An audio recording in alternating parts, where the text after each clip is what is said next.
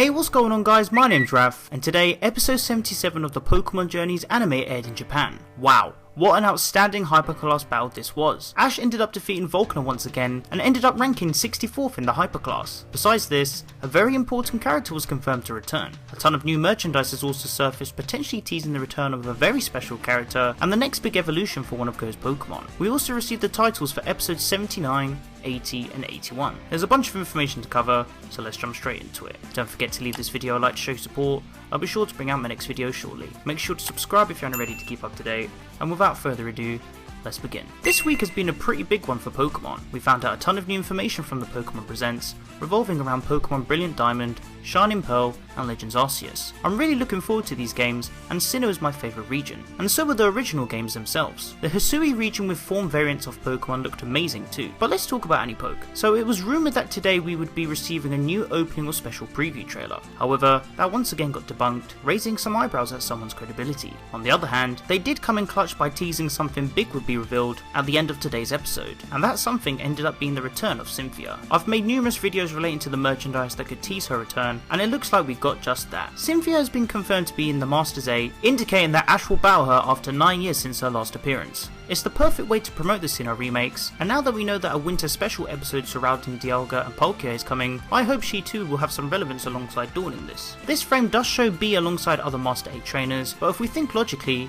it makes sense for B to still be in the hyperclass, as she said to Ash that that's where they'll meet. This new frame is probably a tease for their battle, to indicate that she'll be the final challenge before Ash enters the Masterclass, like many have said. Besides, we can also see 4 more shadowed characters, who are most likely will make up the full 8. Ash is now ranked 64 in the hyperclass, so it's inevitable that he will lose some battles all being well, before progressing higher. As for the battle against Cynthia, who knows how that will unfold. I really do hope we see maybe some returning Pokemon such as Gip will get development, as Garchomp will be a perfect catalyst for this. But time will tell. This also could imply that we may see a full team of Pokemon under her roster. Now let's dive into all of the latest information, alongside explore potential theories and plot points. Before I begin, the details I'll be discussing are in no particular order. This is just pure speculation. So with episode 78 said to be focusing on Go's Drizzle, something big ended up getting revealed that may have leaked events about the episode ahead. The next section contains upcoming spoilers, so if you don't want to be spoiled, then here's your 5-second warning, and you can skip to the following timestamp instead.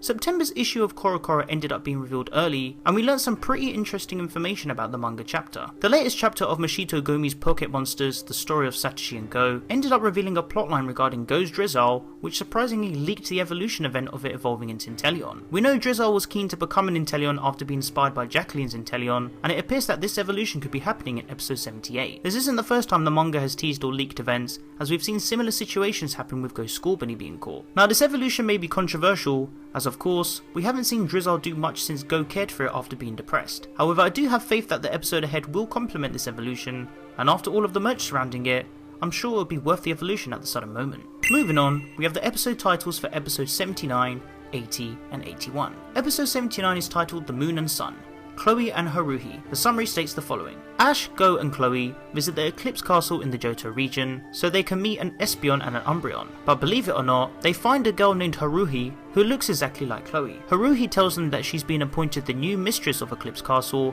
by probably running the Eclipse Festival that takes place there. But as everyone continues the preparation for the festival, a shady looking boy watches the castle intently from the water. So I'm sure we can all agree this is going to be another doppelganger episode like episode 48 from the original series and episode 171 from Diamond and Pearl. But to be fair, I'm looking forward to it. We know that Chloe and Eevee want to explore more goals of trainers and interact with the evolutions as mentioned by the director's interview, so it seems the plot for this episode will hold great moments of development for the duo. Next up, we have episode 80, titled Trial Mission, Volcarona's Golden Scales. So it seems like the real first Project Mew trial is commencing, and it involves a potential shiny Volcarona. I personally believe that Kuribari, the shiny hunter, could have returned in this episode to set out a very interesting plot. Imagine if we saw him and Go have a competition to catch the shiny Volcarona, or him even teaching Go the rarity and importance of shiny Pokemon. This is of course if the Volcarona is shiny after all. But I reckon this is the case, seeing as the boys need to collect a golden scale, very similar to Gary needing a Moltres feather. Finally, we have episode 81. A Clash, Blue Pokemaniacs. Now some people think Bill will return due to his experiments of being a maniac, but I highly doubt this. I reckon this is just 2 Pokemon themselves clashing, maybe potentially Lucario and Inteleon or something, I'm not too sure. Now let's talk about merchandise. The biggest topic of discussion going around right now is the promotion of this Sylveon. Now I know what you're thinking, is this really related to Serena? Let's think about this carefully.